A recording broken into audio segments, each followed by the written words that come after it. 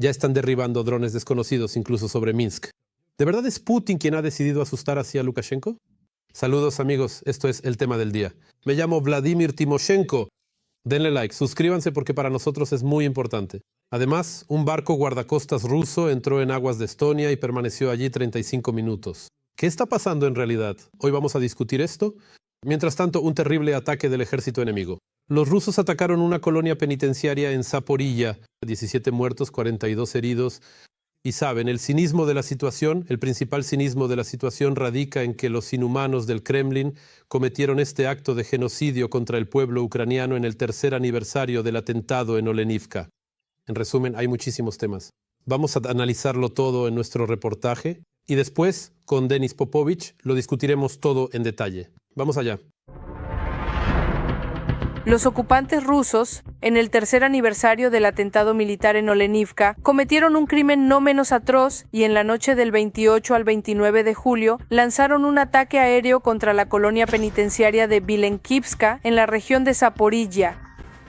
Como resultado de este crimen de guerra, murieron 17 personas y otras 83 resultaron heridas. La infraestructura civil sufrió destrucción y daños. Los ataques contra colonias penitenciarias se consideran oficialmente crímenes de guerra. Están prohibidos según los documentos internacionales que han sido ratificados, incluida la Federación Rusa. En mi opinión, se trató de un ataque deliberado contra la colonia penitenciaria precisamente en el aniversario del atentado en Olenivka. Podemos decir que este fue un episodio ejemplar de crímenes de guerra de la Federación Rusa y que en primer lugar estaba dirigido precisamente a los socios occidentales de Ucrania.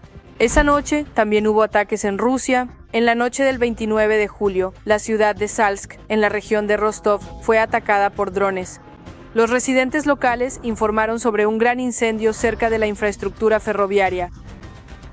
De este modo se anula la posibilidad de trasladar personal, equipo blindado pesado y materiales combustibles y lubricantes precisamente por transporte ferroviario. Drones desconocidos fueron detectados en Donetsk, temporalmente ocupado. Los canales locales informan sobre decenas de UAV. Es posible que haya sido atacado un nudo ferroviario. También ardió una subestación en las afueras de Makiivka. Este año verán la luz 2 de las 5 divisiones que el dictador ruso sueña con crear desde diciembre de 2022. Según Putin, como resultado, aumentarán significativamente la potencia de ataque y las capacidades de combate de la flota, que ya están listas para ser destruidas por los combatientes de la GUR. Allí se mostraron imágenes del uso de un dron FPV en mar abierto. Pero lo que realmente puede hacer la flota rusa es provocar incidentes en el territorio de otros países. El Estado Mayor de las Fuerzas de Defensa de Estonia declaró que un buque guardacostas ruso entró en aguas territoriales del país sin permiso y permaneció allí durante 35 minutos. El incidente ocurrió el 26 de julio. Se trata de que, según la ley sobre la frontera estatal de Estonia, a un buque militar extranjero se le permite pasar por las aguas territoriales de este país realizando un paso pacífico. Pero hay una condición. Para ello, es necesario notificar al Ministerio de Asuntos Exteriores de Estonia con 48 horas de antelación. El buque guardacostas ruso no lo hizo. Esto evidencia un intento demostrativo de la Federación Rusa de violar las aguas territoriales de este estado. El ejército de ocupación ruso no cesa en sus intentos de capturar las ciudades de Pokrovsk y Mirnograd. Sin embargo, objetivamente están reduciendo el ritmo tras encontrarse con una respuesta digna de las Fuerzas Armadas de Ucrania. Los ocupantes intentan utilizar la táctica de los llamados pequeños calderos, es decir, envolvimientos por los flancos de las posiciones de las fuerzas de defensa de Ucrania con la amenaza de crear un cerco operativo.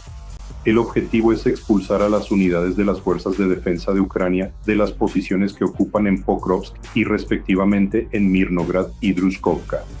Actualmente, las tropas rusas han intensificado la ofensiva por los flancos. En primer lugar, se trata de la penetración de las tropas rusas entre Pokrovsk y Konstantinovka, con la principal dirección de avance hacia Mirnograd. Tampoco hay tranquilidad en Bielorrusia, aliada de Putin. Allí derribaron un dron justo sobre la capital, Minsk. Tras el incidente, el régimen bielorruso declaró que está tomando medidas para reforzar el control del espacio aéreo. Mientras tanto, Kim Jong-un se ofreció a ayudar a Putin a continuar la guerra. El dictador norcoreano podría enviar tropas adicionales a Rusia ya en agosto de este año. A cambio de reforzar el ejército ruso, Corea del Norte recibe de Moscú tecnologías para el lanzamiento de satélites y la guía de misiles. Queridos amigos, Denis Popovich, analista militar, se une a nuestra transmisión. Denis, buenas tardes. Muchísimas gracias por encontrar tiempo para nosotros. Buenas noches. Y sabe, Denis, desde esta mañana, cuando se supo lo que ocurrió hoy en la región de Zaporilla, me di cuenta de que, en cualquier caso, hoy hablaríamos con usted sobre un acto de genocidio de la Federación Rusa contra Ucrania, teniendo en cuenta que hoy es el tercer aniversario del atentado en Yelenovka y lo que ha sucedido hoy en la región de Zaporilla. Díganos, por favor, ¿cómo cree usted que debemos percibir esto? ¿El enemigo realizó deliberadamente un acto tan simbólico hoy? Y en general, ¿qué significa esto, sí? Sin duda es una acción intencionada. Está claro que por casualidad que no va a caer ahí alguien. Me refiero precisamente a este día, precisamente hoy, Denis. Sabe, sinceramente no puedo entender para qué, si le soy honesto. Es decir, entiendo que este es en general el primer ataque intencionado contra lugares de reclusión, ¿verdad? Sí. Donde cumplen condena los presos ucranianos. Sí, claro, hoy es el aniversario del atentado, de la explosión en Yelenovka. Entendemos perfectamente la conexión, ¿verdad? O sea, la lógica. Pero no entiendo por qué atacar una colonia penitenciaria. El sentido de este acto se me escapa. La verdad, si soy sincero, estoy tratando de entender la lógica, qué podría haber sido, qué se podría haber encontrado, ¿no? E incluso con el objetivo de demostrar algo. Es una acción absurda, en mi opinión. No puedo encontrarle ni explicación, ni justificación, ni, digamos, una comprensión lógica de por qué, de para qué era necesario hacer esto. Y en general, bueno, vamos a explicarles a nuestros espectadores hasta donde recuerdo, Denis. Sí, estamos constantemente en el campo de la información. Nos comunicamos con usted regularmente. No recuerdo ningún ataque a colonias penales durante la guerra a gran escala. Y aquí hay otro como este en este día. ¿Sí? Y aquí surge la pregunta. ¿Sabe? Buscar lógica en los criminales de guerra. Probablemente ni siquiera valga la pena gastar tiempo en eso, como se suele decir. Eso es imposible de entender, ¿no le parece? Por eso este precedente que se ha registrado hoy, sí, sin duda. Aquí vale la pena repetir una vez más que esto es un crimen de guerra. Los ataques a instituciones penitenciarias, donde las personas cumplen condena por cometer delitos, son un crimen de guerra. Pero aún así se puede explicar de alguna manera, ¿verdad? Es decir, bueno, no puedo encontrarle ninguna explicación a esto, para ser honesto, tal vez hay muy poca información. Sí, realmente es así. Pero puede que aparezca más información, como se dice, seguiremos analizando y manteniéndonos al tanto. Ahora, el siguiente tema del que quiero hablar con usted hoy. Se ha difundido información de que ya en Minsk están derribando drones. Por lo que entiendo, la parte bielorrusa quiere presentar esto como si fuera un dron ucraniano. Pero la cuestión es otra. En general, quiero analizar con usted lo que está ocurriendo ahora en el contexto de Bielorrusia y los drones. Permítame explicar a qué me refiero. Hoy también apareció información de que supuestamente un dron bielorruso entró en territorio de Lituania. Antes de esto, hubo información de que Rusia abrió fuego hace unas semanas contra un avión civil bielorruso. Además, paralelamente a esto, hubo información de que los propios bielorrusos derribaron drones rusos. ¿Qué está ocurriendo realmente en este reino de Lukashenko ahora mismo? ¿Podría, por favor, analizar esto de alguna manera, hacer un análisis? Quizás encontremos alguna explicación para todo esto. En cuanto a este caso concreto, cuando el dron bielorruso fue derribado o desviado por guerra electrónica, ni siquiera por los restos se puede entender qué tipo de dron era. Eso, siendo sincero. Y cómo apareció allí, es muy posible que se haya llevado a cabo alguna provocación para culpar de esto a Ucrania. Eso tampoco se puede descartar. Pero tampoco he visto ningún detalle concreto aquí. En realidad, de qué dispositivo se trata y cómo terminó allí. En cuanto a esos drones Shahed que se lanzan sobre el territorio de Ucrania y vuelan a través del territorio de Bielorrusia, esto sí se puede explicar.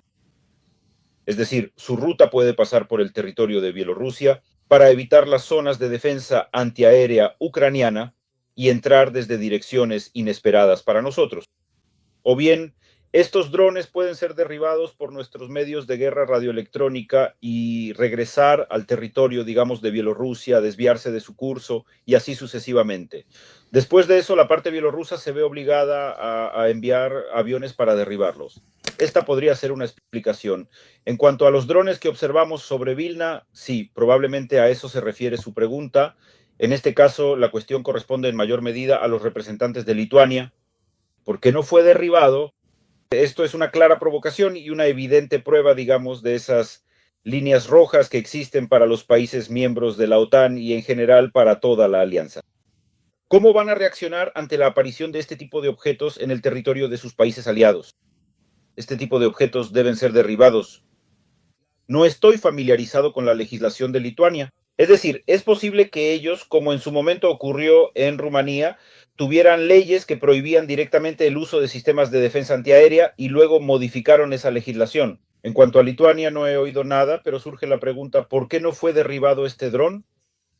Ahora ha llegado uno, mañana llegará el segundo, después el tercero, y así se irá probando la posición de los socios de la alianza. ¿Dónde estará esa línea roja a partir de la cual finalmente comenzarán a reaccionar?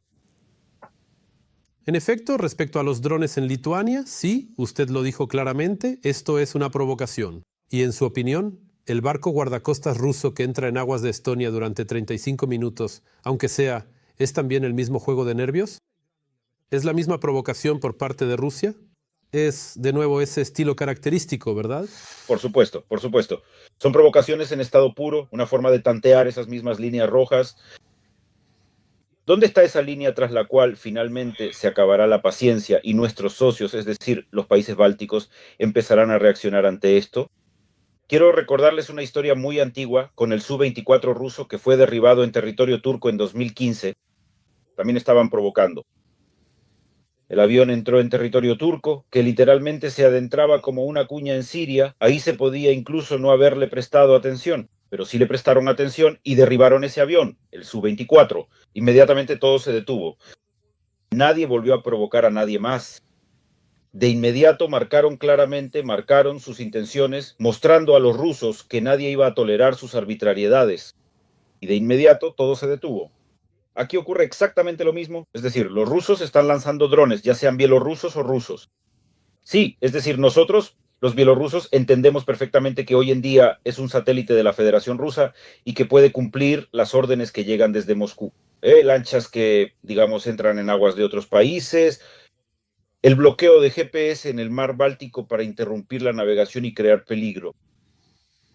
Los ataques a los cables de Internet, todo esto son métodos híbridos, formas híbridas de influencia. Y la Federación Rusa de este modo provoca e intenta entender hasta dónde puede llegar con sus provocaciones. Bueno, sí. Y en consecuencia, esa misma Federación Rusa, como ya sabemos, como nadie más, solo entiende el lenguaje de la fuerza. Usted dijo claramente que todas las provocaciones deben ser detenidas de raíz, porque después, como se dice, como una progresión geométrica, esas mismas provocaciones seguirán aumentando y aumentando. Hoy, por cierto, hay otro tema. Drones atacaron un nudo ferroviario en la región de Rostov, en la Federación Rusa. Se trata de la ciudad de Salsk. Y esto es lo que quiero preguntar. Ahora, a mediados del verano, digamos, de 2025, en general, los ataques a las comunicaciones ferroviarias del enemigo en el contexto de la logística, ¿qué tan importantes son en este momento y qué tan importante es que se vuelvan regulares? ¿El enemigo utiliza seriamente el ferrocarril? El ferrocarril es, en general, la base de toda la red logística de la Federación Rusa. Además, incluso planificaron cuidadosamente sus operaciones, prestando especial atención a la considerable distancia que habría entre el teatro de operaciones militares y el ferrocarril. El ferrocarril es la base de toda su logística. La destrucción del ferrocarril es muy importante para socavar el suministro de las tropas rusas. Ahora estamos destacando Salsk, pero si miramos en el mapa los ataques que se han realizado antes, veremos una secuencia clara.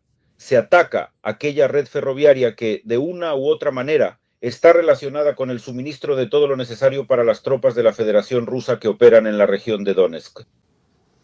Salsk, región de Rostov, ¿verdad? Bueno, después entendemos perfectamente hacia dónde se dirige ese ferrocarril ¿Y qué es la región de Donetsk? Es la dirección de Pokrovsk, es Kostiantynivka, es Toretsk y así sucesivamente, ¿verdad? Es decir, ahora estamos intentando, evidentemente, resolver la tarea de socavar la logística y el suministro de aquellas tropas que intentan avanzar en la región de Donetsk, las tropas rusas. Y aquí solo es cuestión de la regularidad de la ampliación. Cuanto más lejos, más debería haber. Ahora bien, si hacemos abstracción incluso de la reanudación de la ayuda militar de los Estados Unidos, ¿cree usted que tenemos todas las posibilidades de atacar los ferrocarriles cada vez con mayor regularidad, digamos? No, sin dar detalles ni nada, en general, ¿existen tales recursos en Ucrania? Bueno, podemos ver que algo está pasando. Es decir, surge la pregunta. Pero uno quisiera que fuera más regular. Sí, surgen. Yo también tengo preguntas al respecto. Solo puedo esperar que existan esas posibilidades y que estos ataques sean más sistemáticos, regulares y a gran escala. Porque cada vez surge la pregunta, ¿cómo afecta esto al frente? Un solo ataque en Salsk no tendrá ningún impacto en el frente, ¿verdad? Pero si estos ataques se llevan a cabo en diferentes puntos y afectan la mayor parte posible de la red ferroviaria relacionada con la logística de la región de Donetsk, entonces sí tendrán un impacto muy serio en el frente con el tiempo. Quizás no hoy, ni mañana, ni en una semana, pero para el otoño la Federación Rusa podría tener problemas. Por supuesto, si los ataques se intensifican, si son regulares, si provocan paradas frecuentes de los trenes, interrupciones en los horarios y así sucesivamente. Sí, le entiendo. En realidad, como se suele decir, aquí lo importante es la intensificación, intensificación y una vez más intensificación. Denis, el tema que ahora sin duda probablemente sea el más importante en relación directa con el teatro de operaciones militares. Hablemos sobre la situación en Pokrovsk. Preparándome para conversar con usted, he leído muchos materiales y la principal conclusión a la que he llegado, si me equivoco, por favor corríjame, es que en general, durante este mes, este avance, digamos, lento del enemigo en esta dirección se ha vuelto aproximadamente 2 veces menos efectivo. ¿Es realmente así? O como se suele decir, ¿estoy viendo las cosas color de rosa? Lamentablemente me veo obligado a llevar su pensamiento en la dirección opuesta. Más bien, se ha vuelto más efectivo porque precisamente en el último mes el ejército ruso logró avanzar en dirección a Miehnograd desde esa penetración que se formó entre Pokrovsk y Konstantinovka hace varios meses. Es decir, ahora lo están utilizando muy activamente para avanzar y cerrar la aglomeración Pokrovsk-Miehnograd desde el noreste, por encima de Pokrovsk y Miehnograd. Y lamentablemente por ahora les está funcionando. La cantidad de militares, me refiero a la fuerza viva, allí hay un grupo suficiente, ¿verdad? Hasta donde entiendo. Los rusos definitivamente no tienen problemas con la fuerza viva. Más de 100.000 están concentrados en la dirección de Pokrovsk. Y en consecuencia, 100.000 suena, por decirlo suavemente, muy, muy serio. Dígame, por favor, no en términos de pronóstico en ningún caso, sino correctamente en términos de análisis de cómo está ocurriendo todo, cómo se puede detener esta invasión, qué se necesita para ello, qué falta, de qué manera se puede corregir la situación. Y como hablábamos sobre la interrupción de la logística en la región de Donetsk, aquí tiene una de las opciones. Digamos, un conjunto de medidas que puede ayudar a detener su avance. Pero en general, lamentablemente, nos falta infantería allí, hay que reconocerlo. Es decir, el enemigo nos supera en número allí. Creo que Mariupol, que también está temporalmente ocupado, ahora está siendo utilizado por los rusos como una especie de centro logístico, ¿sí? Para el envío de equipo militar y demás. Por eso, bueno, aquí debería haber, digamos, un trabajo integral, un trabajo complejo. Bueno, en realidad es así. Bueno, si realizamos este trabajo en el territorio de la Federación Rusa, esos trenes no llegan a Mariupol. Entonces, en general, pues sí. También será efectivo. Dígame, por favor, Denise, vamos a cambiar un poco el rumbo de la conversación. ¿Ha aparecido información? ¿Es la prensa occidental? En particular, Reuters escribe, bueno, al menos los titulares son muy serios, pero nosotros no creemos en los titulares, por eso hablamos con usted. Así que voy a citar uno de esos titulares. Kim Jong-un, el líder norcoreano, planea una nueva intervención en la guerra de la Federación Rusa contra Ucrania. Se puede decir que, en el contexto de la fuerza viva, estos norcoreanos tan mencionados pues no cambiarán la situación en el frente. ¿Y qué hay de la intervención en la guerra en el contexto de proporcionar ayuda militar a la Federación Rusa? Aquí podría esconderse un peligro serio para las Fuerzas Armadas de Ucrania y para nuestro país en general. Bueno, entienden, sí, ya llevan 3 años, este es el tercer año que la están Sí, sí, sí. Bueno, pues 12 millones, el 40%, la mayor necesidad del ejército ruso se cubre con la ayuda militar norcoreana. Ahí está la influencia. Si no fuera por ese 40%, Es cierto. pero así están las cosas, lamentablemente. Desde 2023, 12 millones de unidades de proyectiles han sido enviadas desde Corea del Norte a disposición del ejército ruso. Con todo el respeto a nuestros socios, siempre comparo esto con la iniciativa de proyectiles checa, una excelente iniciativa, nos ayudó a resistir en 2024 cuando comenzaron los primeros problemas con Estados Unidos, cuando allí no podían aprobar la financiación para las necesidades de Ucrania. Bueno, esa es una excelente iniciativa de proyectiles, es decir, nos ayudó. 12 millones desde 2023, ¿entienden? Y 850,000 fue el informe sobre la iniciativa checa durante los primeros 6 meses de 2025. Bueno, las cifras ni siquiera son comparables, aunque las dividas en 3 partes.